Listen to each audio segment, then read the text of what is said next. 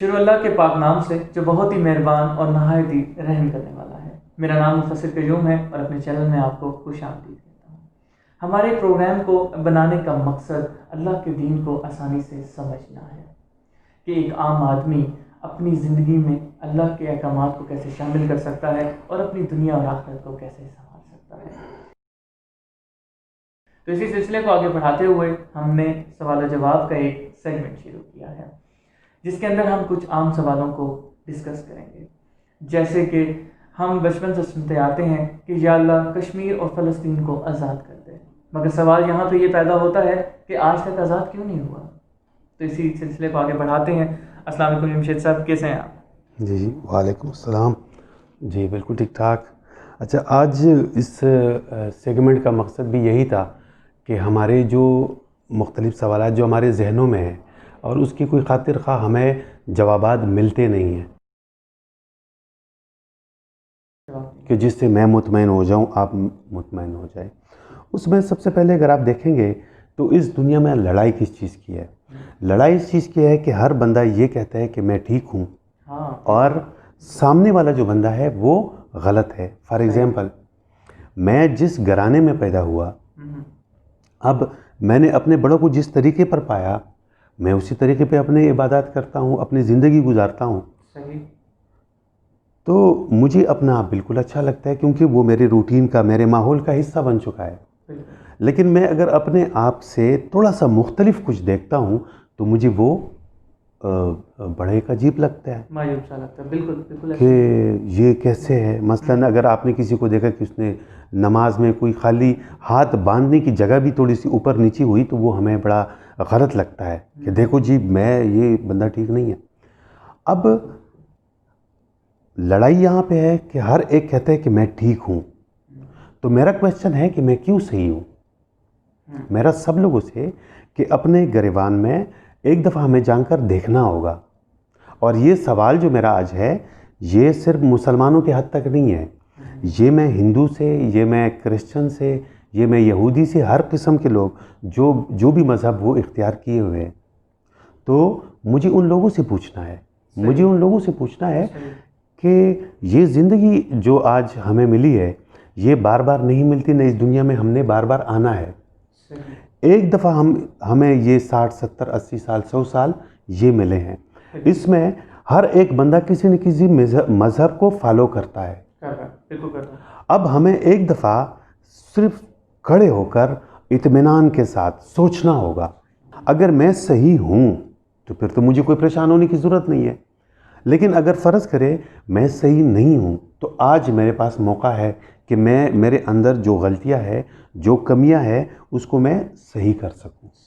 تو سب سے پہلے اس کو ہمیں دیکھنا ہوگا۔ دوسرا جو عام کویسچن جو میرے ذہن میں تھا کہ کیا اسلام ایک سخت دین ہے؟ سوچنے والی بات ہے۔ اگر اسلام سخت دین ہے یا اسلام بہت بہتر دین ہے، اب ان دونوں میں سے کوئی ایک تو ہے، یا تو وہ بہت سخت ہے یا بہترین ہے۔ لیکن مجھے یا ہر ایک انسان کو کہ جس اللہ نے مجھے پیدا کیا ہے وہ کبھی ظالم نہیں ہو سکتا۔ اللہ فرماتا ہے کہ اگر آپ اچھے اعمال کرتے ہو اور اچھی زندگی گزارتے ہو تو تمہیں عذاب دے کے میں نے کیا کرنا ہے؟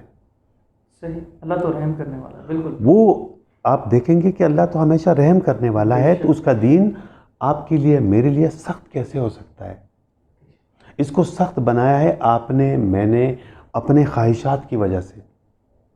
حالانکہ اللہ کا دین، اگر اللہ کا دین ہو تو اس میں نہ عورت پہ کوئی زبردستی ہے، نہ مرد پہ کوئی زبردستی ہے، وہ آپ کو ایک امن کے ساتھ، سکون کے ساتھ زندگی گزارنے کا طریقہ بتاتا ہے۔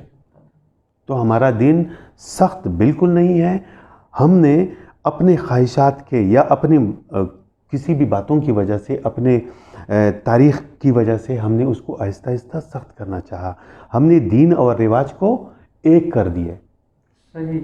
مین جو تضاد آتا ہے، مین جو چیزیں ہمیں آتی ہے وہ ہے رواج اور دین۔ دین اور رواج یہ دونوں علیحدہ علیحدہ ہے، ہر خطے کا اپنا اپنا رواج ہے، وہ ایک علیحدہ ہے۔ لیکن دین تمام خطوں کے لیے ایک ہی ہے، صحیح، اور وہ قیامت تک کے لیے ہے. تو کیسے ہو سکتا ہے کہ آپ ایک خطے کا رواج وہ اپنی دین میں شامل کر لو، پھر وہ دوسرے خطے کے لوگ وہ اس کو فالو نہیں کر سکتے؟ صحیح. مین تضاد آتا ہے کہ جب آپ ہمیں رواجوں میں ڈال لیتے ہو تو پھر وہ رواج ہم سے وہ سنبھلی نہیں جاتی. ٹھیک ہے، صحیح. ٹھیک ہے. تو اللہ کا دین بہت ہی بہترین دین ہے. بے شک. اگلا جو میرا سوال ہے صحیح. وہ ہے کہ اصل میں نیکی ہے کیا؟ ہم، نیکی کا معیار کیا ہے؟ صحیح. ٹھیک ہے. نیکی ہم جو سمجھتے ہیں وہ ہمارے علم کے مطابق ہم، یا جتنی مجھے پتہ ہے اس کے مطابق ہم جو بھی کام کرتے ہیں تو وہ ہمیں اچھا لگنے لگتا ہے. ٹھیک ہے. لیکن اس کا معیار ہم اپنے علم کو بناتے ہیں کہ مطلب یہ اپنے آپ کو ہی بناتے ہیں کہ جس کام سے میں سیٹسفائیڈ ہوں، میں مطمئن ہوں، تو وہ کام مجھے اچھا لگتا ہے، مجھے اس میں نیکی نظر آتی ہے. ٹھیک ہے. لیکن ہمیں یہ دیکھنا ہوگا کہ اللہ کے نزدیک کیا وہ بھی نیکی ہے؟ مثلاً آج کل کے دور میں مطلب کچھ عرصے سے جب ہم دیکھتے ہیں اپنے گریبانوں میں، ہم مسلمان لوگ خاص کر جب ہم دیکھتے ہیں کہ ہم نیکی یہ سمجھتے ہیں کہ پورا دن ہم مسجد میں بیٹھ کے وہاں پہ ہم واعظ و نصیحت سنتے ہیں، اپنے بڑوں کے کارنامے سنتے ہیں، بالکل، اور اس میں جھوم جاتے ہیں، اس میں بیٹھ کے گھنٹوں اس میں بڑے خوش ہوتے ہیں، اور اس چیز کو ہم نیچی سمجھ کے اسی طرح ہم اٹھ کے گھر آ جاتے ہیں، بڑے ہم پاک اپنے آپ کو سمجھنا شروع کر دیتے ہیں. پھر اس کے بعد اگر بہت زیادہ نیک آپ نے اور بننا ہے ہمارے مطابق عام زندگی میں تو کیا کرے کہ جی ہم میلاد کر لیتے ہیں، اس میں نبی پاک صلی اللہ علیہ وسلم کی شان میں بہت اچھے شعر و شاعری کر کے اور نعت شریف وغیرہ پڑھنا، کوئی اس میں کوئی پرابلم نہیں ہے. جی جی. لیکن جب آپ ان سب چیزوں سے جب آپ واپس آتے ہو تو میرے ذہن میں ایک کوشچن آتا ہے کہ اس سے ہم نے کیا پایا؟ بالکل بالکل. اب فرض کریں میں نبی پاک صلی اللہ علیہ وآلہ وسلم کی جب میں ان کی تعریف کرتا ہوں، جب میں اپنے صحابہ کے بارے میں اچھی اچھی باتیں کرتا ہوں، ٹھیک ہے، تو وہ سب ہے کہ انہوں نے جو جو اچھے کام کیے اس پہ میں عمل کروں. اگر میں عمل نہیں کرتا اور میں خالی سنتا ہی جاتا ہوں تو اصل میں یہ کوئی نیکی نہیں ہے. صحیح.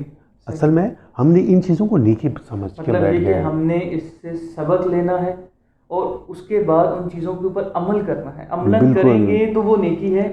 اگر سن لینا کافی سن لینا کافی نہیں ہے کہ ہم بیٹھے ہوئے ہیں ہم اس کو سن رہے ہیں تو وہ کافی نہیں ہے. ٹھیک ہے جی. اچھا جی، دوسرا ایک اس کو آپ سوال کہے یا جواب کہے، صحیح، ٹھیک ہے، کہ اللہ پاک قرآن میں فرماتا ہے کہ کوئی بوجھ اٹھانے والا کسی کا بوجھ نہیں اٹھائے گا. اس کا مطلب یہ ہے کہ میرے اعمال میرے لیے اور آپ کے اعمال آپ کے لیے. جب قیامت کے روز یہ تو ہم سب نے سنا ہے کہ وہ اتنا سخت روز ہوگا کہ اس میں باپ بیٹے سے بھاگے گا، بیٹا بھائی سے، اور اس طرح کے کوئی رشتہ کوئی چیز کام نہیں آئے گا.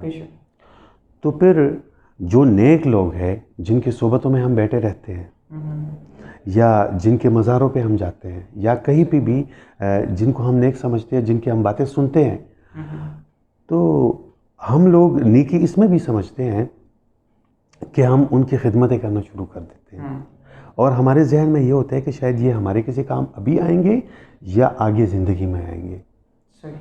تو اللہ پاک نے تو صاف طور پہ بتا دیا کہ اے نبی صلی اللہ علیہ وآلہ وسلم، جو اعمال آپ کے ہیں آپ سے ان کے بارے میں پوچھا جائے گا، جو ان لوگوں نے کی ہے آپ سے ان کے بارے میں نہیں پوچھا جائے گا. دوسری بات کہ آج کل جس دور سے ہم گزر رہے ہیں اس دور میں آپ دیکھیں گے کہ مسلمان جو ہے وہ اس کام میں یا اس لڑائی میں لگا ہوا ہے کہ فلاں صحابہ کرام اچھا ہے اور فلاں برا ہے. بالکل ایک تضاد پایا. ٹھیک ہے، یا اگر برا نہیں ہے تو مطلب اس طرح کی کوئی باتیں شروع ہوئی ہے. ٹھیک ہے کہ نہیں؟ اور وہ ہر ٹائم جی نہیں ایک کو صحیح کرنے ثابت کرنے کے اس میں لگا ہوا ہے، دوسرا دوسرے صحابہ کو اچھا ثابت کرنے میں لگے ہوئے ہیں، اور یہ ایک سسٹم چل رہا ہے. حالانکہ اللہ پاک فرماتا ہے کہ وہ ایک جماعت تھی جو گزر چکی، اب آپ کی باری ہے. صحیح. ان لوگوں نے جتنے نیک اعمال کیے وہ اللہ سے پوشیدہ نہیں ہے، وہ اللہ سے پوشیدہ نہیں ہے. تو پھر آپ لوگ آپس میں ایسے باتوں میں کیوں جھگڑتے ہو کہ جس کا تمہیں علم ہی نہیں ہے؟ ٹھیک ہے، وہ جتنے نیک ہے اللہ کو اس کے بارے میں پتہ ہے.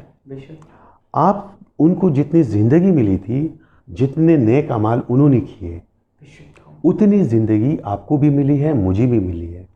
انہوں نے اپنی زندگی ضائع نہیں کی، انہوں نے اپنی زندگی میں کچھ کیا جس کو آج ہم اس پہ فخر کرتے ہیں، ہم بیٹھے ہوتے ہیں. لیکن آج میرے پاس اپنے لیے کوئی مثال نہیں ہے کہ میں نے کیا کیا. اگلا سوال کیا ہے؟ میں نے کیا کیا ہے. میں نے کیا کیا. بالکل. میں ان کی باتیں، ان کی اچھائیاں تو میں دن رات اس کی گردان کرتا رہتا ہوں، لیکن میرے پاس اپنے لیے ایک مثال نہیں ہے کہ جو میں بتا سکوں کہ جی میں نے بھی کچھ کیا ہے. اللہ نے جو زندگی ان کو دی تھی وہ زندگی اللہ نے مجھے بھی دی ہے. انہوں نے اپنی زندگی میں جو کچھ کیا، آج ایک امت بن کے ہم سارے روئے زمین پہ پھیلے ہوئے ہیں. یہ ان اللہ کے نبی پاک صلی اللہ علیہ وآلہ وسلم اور ان کے صحابہ کرام کے محنت کا نتیجہ ہے.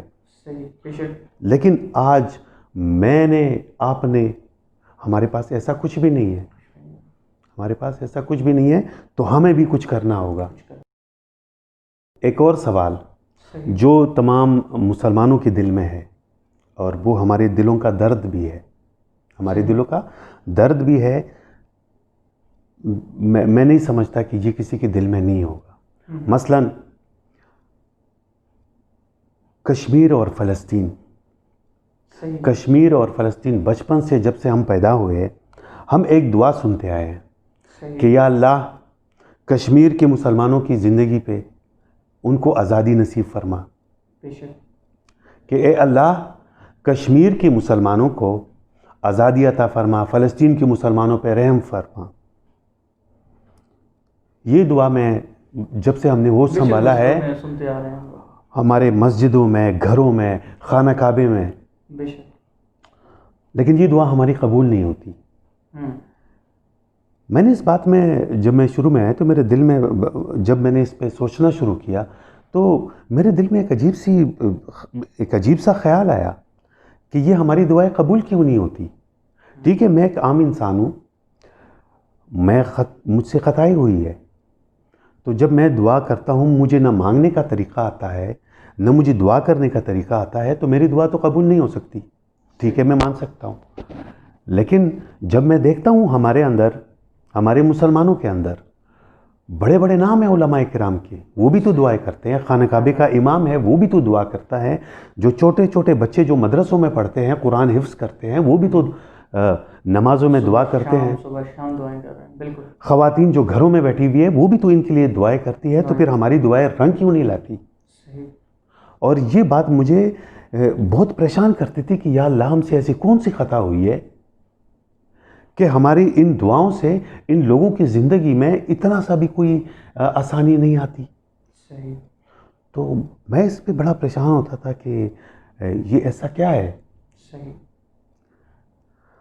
اس کا جواب اللہ کی کتاب کے علاوہ اور کہیں پہ بھی نہیں ہے. بے شک. کسی سے جب میں نے اس پہ ریسرچ شروع کی، کوئی کہتا ہے نہیں جی ہمارے دعائیں ٹھیک نہیں ہے، کوئی کہتے ہیں جی ہمارے اعمال ٹھیک نہیں ہے، ہم آخری زمانے کے ہیں اس وجہ سے ہماری دعا قبول نہیں ہوتی. مطلب ہر بندہ اپنے پوائنٹ آف ویو دے رہا تھا، لیکن کوئی مجھے مطمئن نہیں کر سکتا تھا. ٹھیک ہے. لیکن جب میں نے اللہ کا کلام کھولا اور اس میں سورہ نساء میں اللہ پاک فرماتا ہے کہ مومنوں تم اللہ کے لیے اور ان مظلوم مردوں، عورتوں اور بچوں کے لیے کیوں نہیں نکلتے جو کہتے ہیں کہ اس شہر سے جہاں کے لوگ بہت ظالم ہیں ہمیں نکال، اور اپنی طرف سے ہمارے لیے کوئی حامی اور مددگار بنا کر بھیج. صحیح. اب اللہ پاک نے ہمیں حکم دیا ہے کہ تم نے اٹھنا ہے، ان مظلوموں کے لیے تم نے آواز اٹھانی ہے. صحیح صحیح. اور ہم کیا کرتے ہیں کہ اللہ کو کہتے ہیں کہ آپ ہی کچھ کریں. اللہ ہمیں کہتے ہیں کہ مومن اگر تم ہو، کیونکہ مومن وہ ہے جو آخرت کے بدلے اپنے اس دنیا کی زندگی کو بیچ ڈالتا ہے. صحیح صحیح. ٹھیک ہے. تو اللہ پاک نے ہمیں حکم کیا ہے کہ ان مظلوم لوگوں کے لیے آپ کیوں نہیں نکلتے. صحیح.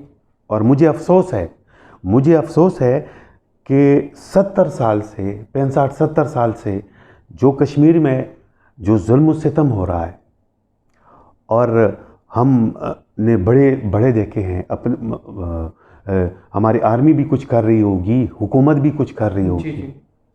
لیکن مجاہدین بھی ہے جو وہاں پہ جہاد کے لیے بھی جاتے ہیں.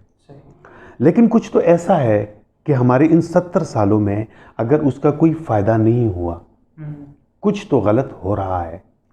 ہمارا کوئی طریقہ کار ایسا ہے کہ جو غلط ہے. صحیح. کہ ان 70 سالوں میں، اور جس طریقے سے اگر ہم آگے بھی چلے، اگر اس طریقے سے ہم آگے بھی چلے تو 70 سال مزید لگیں گے، لیکن ان لوگوں کی زندگی نہیں بدلے گی. وہاں کے لوگ جو انتظار میں ہیں کہ شاید یہاں سے، اس پاکستان سے کوئی جائے گا اور ان کی مدد کرے گا، یا مسلم امہ کی طرف سے کوئی بھی اٹھے گا. ٹھیک ہے. ہم نے بڑے دیکھے کہ اقوام متحدہ کو اپیلوں پہ اپیلیں ہو رہی ہے. ہم نے ہاتھوں کی زنجیریں بھی دیکھ لی بنا کے. صحیح. ہم نے آدھا گھنٹہ کھڑے بھی ہو گئے. ہاں بالکل. ہم نے ان کے لیے جو ہے نا آواز بھی بلند کی ہے، لیکن یہ آواز کی بات نہیں ہے. یہ کافی نہیں ہے. میں تو کہتا ہوں کہ ہم ٹھیک ہے، ہم یہ کہتے ہیں کہ جی ہم ایک ایسے ملک میں رہتے ہیں کہ جہاں پہ ہمیں اجازت نہیں ہے کچھ کرنے کا یا کچھ بھی. تو کیا اللہ کے حضور جب میں جاؤں گا، آپ جائیں گے، کیا یہ کافی ہوگا کہ ہم کہیں گے کہ جو ہمارے حکمرانوں اور آرمی یا جو بھی اقتدار کے لوگ ہیں وہ کچھ کر نہیں رہے تھے؟ تو کیا وہ میرے اعمال کا جواب دہ ہے؟ وہ میرے اعمال کا جواب دہ نہیں ہے. تو یہ جو کچھ بھی کرنا ہے وہ میرے جیسے انسان اور آپ جیسے لوگ، کیونکہ انقلاب جب بھی آتا ہے وہ کوئی حکومت یا ایک ٹرین آرمی نہیں لا سکتی. انقلاب جب لاتا ہے تو وہ عام لوگ ہوتے ہیں، جو عوام جس کو بولتے ہیں، وہ عوام لا سکتے ہیں. تو ہمیں سب کو مل کر عملاً کچھ کرنا ہے. ہمیں کشمیر کے لیے، فلسطین کے لیے، جہاں جہاں مسلمان ہیں، بالکل ٹھیک ہے. اور آج جو مسلمانوں کے مظلومیت کا، کہ میں جہاں بھی دیکھتا ہوں کہ مسلمان اس پوری دنیا میں مظلوم ہے، اس کی بنیادی وجہ کیا ہے؟ یہ ہمیں سوچنا ہوگا کہ ایسا کیا وجہ ہے، ہم نے ایسا کیا چھوڑا تھا.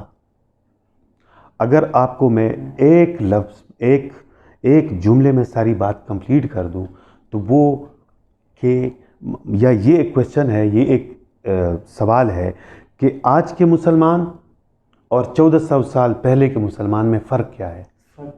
واہ، صحیح. کہ آج کے مسلمان اور 1400 سال پہلے جو تحریک ہوئی تھی، جب ایک نبی صلی اللہ علیہ وآلہ وسلم اکیلے نکلے تھے اور پھر وہ پوری دنیا پہ کیسے چھا گئے. تو اگر میں آج آپ کو ایک ہی جملے میں اس کا جواب دوں، اس دور کے مسلمان میں اور آج کے دور کے مسلمان میں بنیادی فرق کیا ہے؟ وہ فرق صرف ایک ہے کہ وہ اپنی دین پہ چلتے تھے اور ہم نے تاریخ کو اپنا دین بنا لیا. صحیح.